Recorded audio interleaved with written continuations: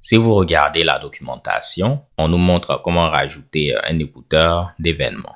On utilise la méthode Add Event Listener. On indique l'événement qu'on veut écouter et puis on met la fonction qui va être exécutée lorsque l'événement va être dispatché. Donc on voit ici qu'ils ont défini une fonction de callback qu'ils ont stocké au niveau d'une variable listener. Et puis on dit qu'on va appeler cette fonction lorsque l'événement pre-submit va être dispatché. Nous, on ne va pas mettre pre-submit, on va mettre preset data, étant donné que c'est l'événement qui va nous intéresser dans cette vidéo. Donc je viens au niveau de mon code et puis je peux rajouter mon écouteur d'événement ici. On peut voir que là, on utilisait la méthode utilitaire createFormBuilder. Mais derrière cette méthode, utilisait le form factory afin d'appeler createBuilder. Si on regarde la documentation, vous voyez, on a le form factory, on utilise createBuilder et puis on peut rajouter notre event listener. Donc, je peux le rajouter par exemple ici, ou bien on pouvait, si on le voulait, on peut le rajouter à la toute fin. Je vais mettre add event listener. Vu qu'à cette étape-là, j'ai toujours un objet de type form builder. Mais dès que j'appelle la méthode getForm, j'ai un objet form. Essayons de revoir rapidement ceci afin d'être sûr qu'on est sur la même longueur d'onde. Ça fait plusieurs fois sûr. Je vais mettre un dump ici. Donc, vous allez voir à cette étape-là, on aura un objet de type form builder. On vient là, on actualise et on a un objet de type form builder. Mais dès que je vais appeler getForm, j'aurai un objet de type form. Mamma mia! Et si vous regardez au niveau d'un objet de type form builder, on aura une méthode add event listener. Là, on ne la voit pas, mais on hérite de form config builder. Est-ce que ici on a une méthode add event listener? Oui, on voit notre méthode add event listener. Donc sans problème, au niveau d'un objet de type form builder, qui a aussi un objet de type form config builder, ben on pourra utiliser la méthode add event listener. Maintenant, on doit indiquer l'événement qu'on veut écouter. Regardons la documentation. Ils avaient eu à mettre ceci. Donc, on revient là, simplement qu'on va remplacer pre-submit par preset data. On peut voir qu'on a form events et au niveau de cette classe-là, vous avez plusieurs constantes. Chaque constante correspond à un événement. Pre-submit, submit, post-submit, preset data et post-set data. Et on peut voir que c'est simplement des constantes.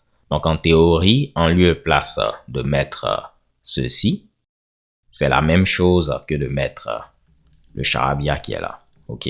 On ne va pas faire ceci. C'est pourquoi on nous a créé des constantes. Mais en réalité, on a vu que c'était des chaînes de caractères. Là, on ne va pas oublier d'importer form events. Voilà. Où est-ce qu'il est? Le voilà ici. Magnifique. Et deuxièmement, il faudra indiquer la fonction de callback. Là, je vais faire simple. Je vais mettre function.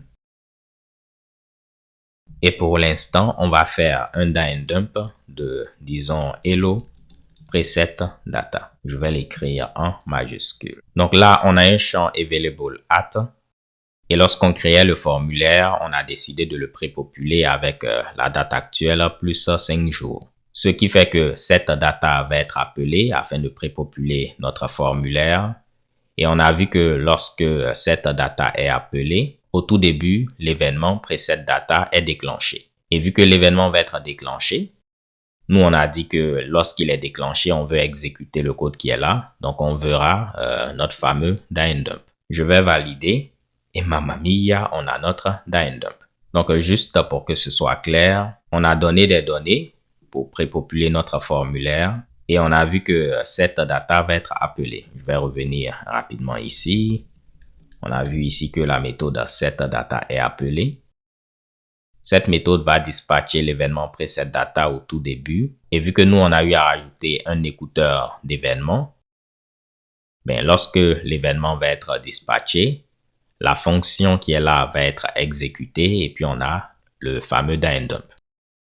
Je vais rajouter un autre écouteur d'événements, cette fois-ci pour post-set-data. Vous allez voir que ceci va être exécuté avant ceci parce que, comme on l'a vu au niveau de notre diagramme, pre-set-data vient avant post-set-data. Donc, on va exécuter ceci et puis après ceci. Ce n'est pas l'ordre qui est important. J'aurais pu mettre ceci de cette manière-là. Mais vu que l'événement qui est là est déclenché avant celui-là, vous voyez, vous allez voir qu'on aura hello preset data et puis après hello post set data. Bon, là, vu que j'ai utilisé des die and dump, dès qu'on va exécuter ceci, le script va être arrêté. Vous voyez qu'on voit qu'un seul truc. Donc, je vais les remplacer par des dump. Je mets un dump en lieu et place de die and dump. Et regardons maintenant au niveau du navigateur. On peut cliquer là. On a deux dumps. Et qu'est-ce qu'on a? Premièrement, on a preset data et puis après post set data.